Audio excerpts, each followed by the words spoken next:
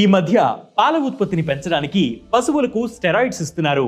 ఆ పాల వల్ల ఆరోగ్యం పాడవుతుందని చాలా మంది ప్లాంట్ బేస్డ్ మిల్క్ తాగడం మొదలుపెట్టారు. ప్లాంట్ బేస్డ్ మిల్క్ ని మొక్కల నుంచి వచ్చే పదార్థాలతో తయారు చేస్తారు.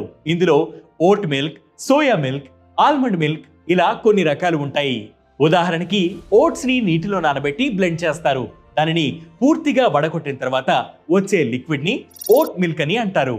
అయితే ఈ మధ్య హార్మోనల్ సమస్యలు ఉన్నవారు డైరీ పాలు తాగకూడదని డాక్టర్లు సూచిస్తున్నారు. ఈ నేపథ్యంలోనే ప్లాంట్ బేస్డ్ మిల్క్ కి డిమాండ్ పెరుగుతోంది. డైరీ పాలలో ఉండే లాక్టోస్ ఈ ప్లాంట్ బేస్డ్ మిల్క్ లో ఉండదు. ఓట్ మిల్క్ లో ఫైబర్ మరియు బీటా గ్లూకాస్ అధికంగా ఉంటాయి. అవి శరీరంలో కొలెస్ట్రాల్ ను తగ్గించడంలో సహాయపడతాయి. సోయా మిల్క్ లో ప్రోటీన్లు ఎక్కువగా ఉంటాయి. ఇందులో ఎముకలను దృఢంగా ఉంచేందుకు కావలసిన కాల్షియం కూడా అధికంగా ఉంటుంది. గుండె జబ్బులు ఉన్నవారు సోయా మిల్క్ తాగడం మంచిది.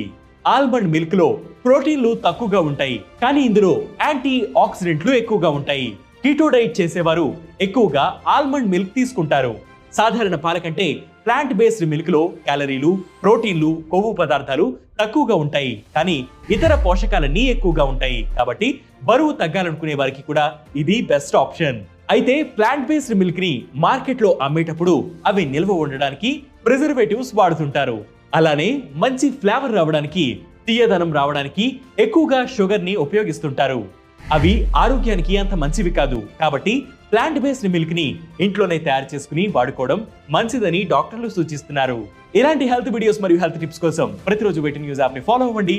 దాంతోపాటు vet news Telugu YouTube channel ని సబ్స్క్రైబ్ చేయండి.